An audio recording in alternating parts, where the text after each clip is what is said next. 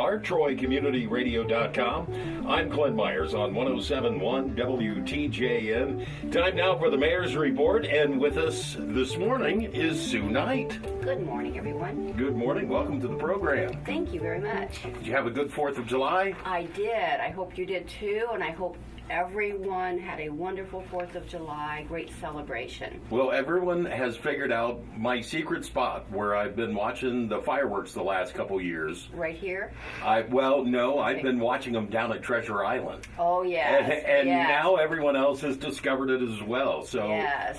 Great concert down there. Mm-hmm. It was a great time celebrating Rotary's 100th anniversary. What a wonderful event to have to celebrate that wonderful service club.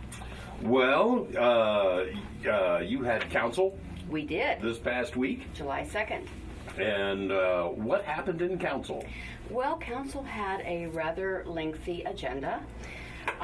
There was a public hearing on the annual tax budget, and this is a tax budget that's prepared actually by the city auditor to forward to the county to use regarding the real property taxes that will accrue to the city in the next budget year. Okay. So that's certified back to the county, and then the council will see that again later this year when those levies are certified back to the city. Gotcha. There was also an update by Nicole Lloyd, the executive director of Troy Main Street, who talked about the activities since she's been on board, activities downtown, promoting businesses. I imagine, though, she's going to be doing an update, so she will have provided that information. But it was a very good presentation, and it is available, if not on our website, but if someone wants to watch the Troy Council meeting on the YouTube, they can see that good presentation. Nicole has done an absolutely wonderful job with Main Street. She has. Her enthusiasm is just amazing. It just kind of infuses you and gets you more enthused. It does indeed. Yes. Well, then council rolled into the more legislative part again. Then there was legislation for accepting the annual tax budget or authorizing its certification to the auditor, and that was approved. Council approved a small business development loan to a company called ADM Real Estate Holdings, LLC, in the amount of $50,000. That is to perform exterior repairs to the Wasserman building at 911 West Main Street. Okay. And that comes from one of our loan funds. Then there were 3 resolutions that had to do with the annexation we call the Del Camp annexation, which is 10.284 acres from Concord Township.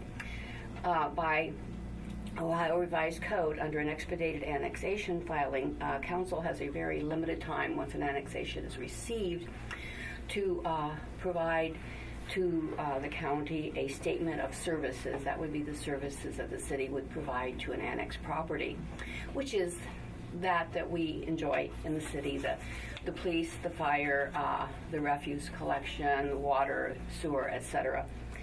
Then the other one is a buffering statement, which basically says that the city will buffer this land from any incompatibility, that it is buffered from any incompatible uses. I don't think the city does it, but in the development it would have those buffering requirements. And the third piece is the initial acceptance. So those 3 pieces of legislation were adopted.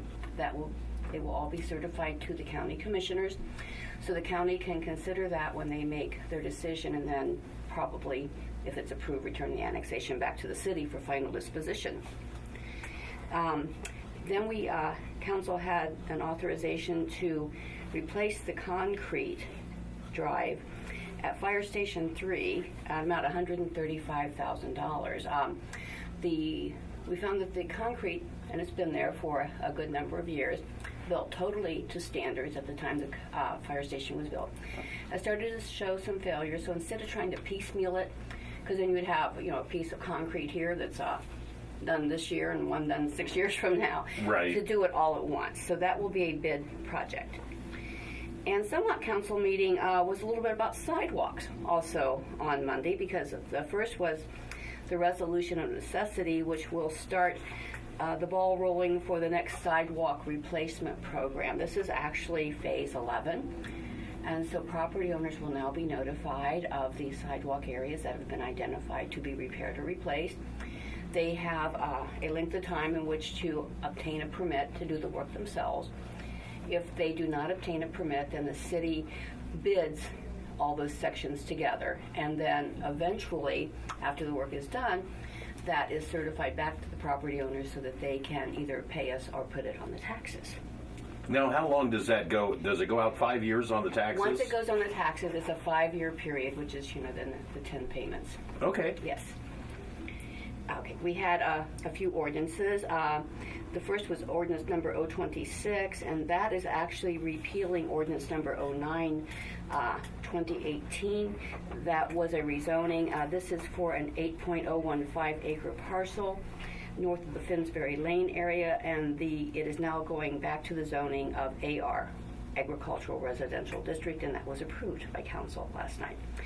As I said, it's kind of about sidewalks last night. Yeah. So we had 2 ordinances that were the ordinances of assessment for sidewalk phase 9 and sidewalk phase 10. These were authorized a couple of years ago. We've gone through the process of the work being done, the work that was not done by the property owners. The work is all completed, approved, accepted by the city. And now this will authorize us to actually send the notices and the letters to the property owners saying this is what your cost is based on our bid and the work done. You may either now pay us, the city, or we will have it certified to your taxes, again, for collection over a 5-year period. Okay. So those 2 ordinances were adopted. The next 2 pieces of legislation were rezonings that actually had a first reading, and they will have a public hearing on the next meeting, which is July 16. One is the rezoning of 1823 Peters Road from R1 to R3 Single Family Residence District. And the other is the rezoning of a parcel on Washington Road that was recently annexed. And that will be rezoned from the county zoning of A2, General Agricultural, to the city zoning of R3 Single Family. Again, those are legislations before council, have been recommended by the Planning Commission, but now council will have a public hearing. So, Gotcha. okay.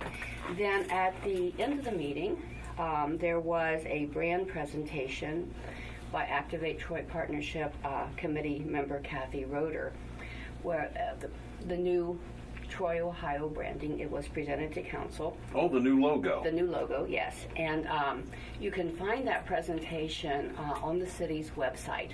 And also, of course, it's part of the YouTube council meeting that's out there too. So for our citizens who, are interested in how this came to be, she did a very good presentation of the background and the history. So, you might want to tune in and watch that. All right. It was actually not just the city, wasn't it? It was the city, Main Street. I should have been a little bit more clear that this branding was a project that was undertaken by a number of partners. That's what I Troy thought. Main There Street, was the Chamber, Troy Development Council, and I'm not going to be able to name them all. The Troy Foundation, and this was just a portion of it. So.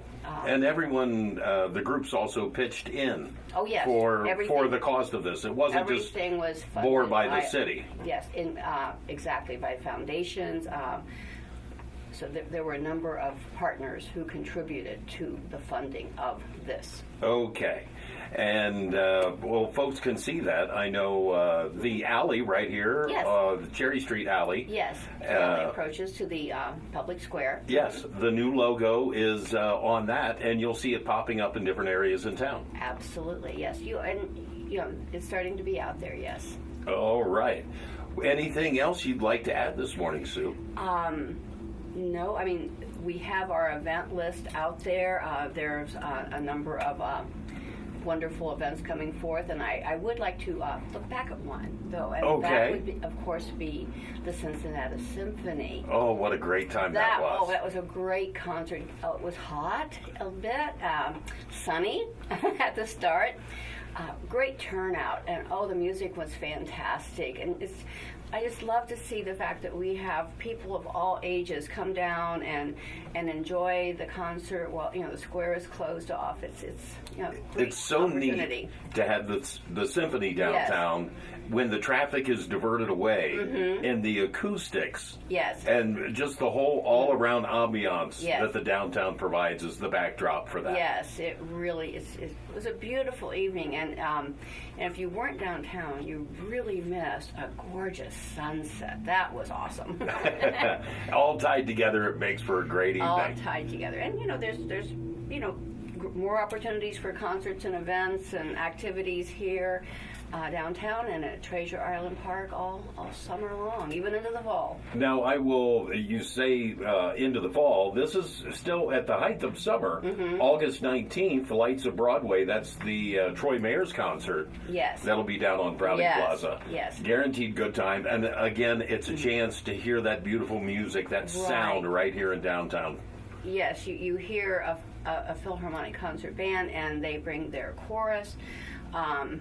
I can't sing at all, but I love listening to people who can, and they are amazing. It is. It's a wonderful town. And again, those things are brought to us. Yes, the city has a part, definitely, but it's so many partners that bring these concerts and events downtown, and so we don't want to lose fact of that. There's a lot of people who make contributions, big and small, to bring these things for all of us to enjoy. Well, lots of shows going on Prouty throughout the summer. Yes. You can check out the list of events that are coming up if you go to My Miami County. Yes. They've got a calendar of events, tells you all about everything that's there. So Yes. it makes it real easy to check out. Right.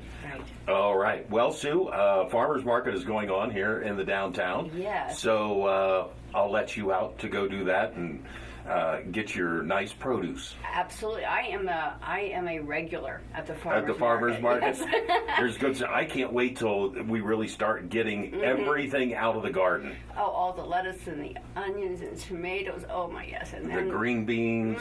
yes. All the and- good stuff. And we don't want to forget these ladies who really know how to bake. Yes. Those are good things too. There's a lot of good stuff down there. Even you can come down and have breakfast. Tin Roof is set up. And Lincoln Community Center, I like what they do with their Yes. community garden. And then the kids come down and sell what they've raised. I appreciate you mentioning that. I am a board member of Lincoln Center, and the young people really get into it. They're just as hoping they do this week. They did it last week. They had great cucumbers, but they brought down a little pan of ice and water to keep them nice and cool for the people who were purchasing them. Then they wiped them off nice and dry to put in your bag, and gave you a little bottle of water for making a purchase. Well, I'm very proud of what they do.